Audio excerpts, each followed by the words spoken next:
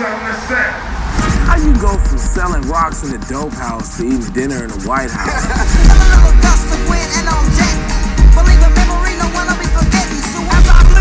Believe I'm stomping, but when I come back, boy, I'm coming straight out of Compton. And you know, sometimes, you know, God will sacrifice somebody like Eazy-E to teach more people or another generation what it is. Now through this movie, he's gonna teach again.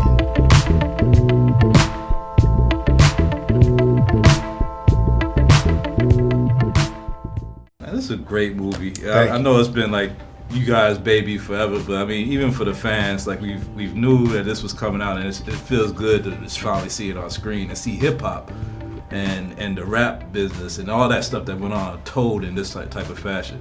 My first question, to you guys, though, there's been biopics done on living people like Stephen Hawking and Mark Zuckerberg, but how does it feel to be a living man and see yourself recreated on screen?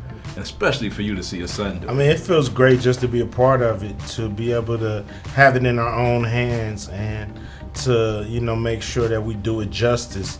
So that's fun as a filmmaker, to be able to kind of have your own destiny in your own hands.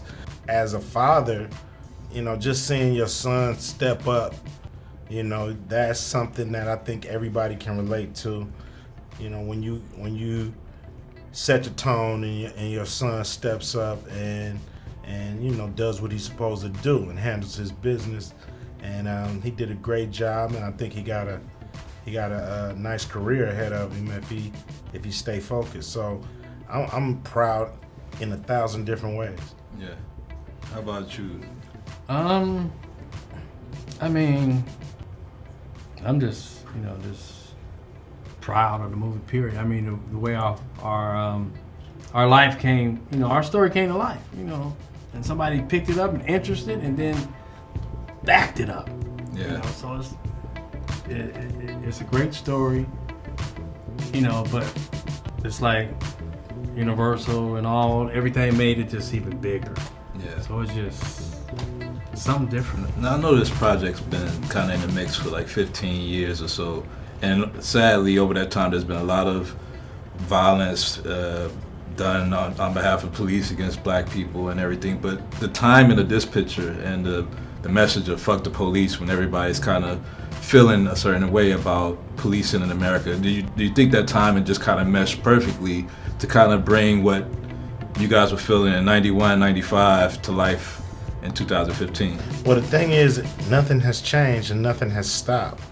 You know, so I think we are, you know, in a time where, you know, we got a black president. Things look like they're moving forward, but, you know, when you really look at the day-to-day neighborhood, what's going on, nothing has changed, you know. So unfortunately, it is timely that this movie is coming out. Yeah. But if this movie came out 2 years ago, or, you know, unfortunately maybe 2 years from now, it's still gonna feel timely. Until we hold people accountable, hold the police accountable for what they're doing, then a movie like this is always gonna be relevant. And that's the problem. That's what we need to solve. One of the great parts of this story and the script is the story of Eazy-E, which got kind of lost in history of hip hop moving on and everything. But, you know, what did it mean? Everybody talks about Magic and how him being diagnosed with AIDS was such a big deal. What did it mean for hip hop to contract and die from AIDS, and to see like the community have to react to that? Just let us know that, you know, we're all part of the same family. We all part of the same community.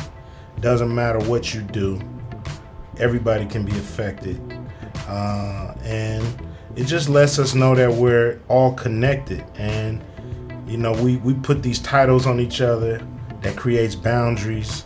But at the end of the day, we all people. And we all got to figure out how to live with each other. So, you know, to me, it just made it real. You know, and it's always a moment, because AIDS is still ravishing our community, and we still have to protect ourselves a lot better. Last thing, last Friday. I mean, it's you and Gary. We get a word on last Friday. That's something I've been holding out for. I ain't really worried about Friday right now. I'm just worried about Straight Outta Compton. That's what's up. All right, brothers.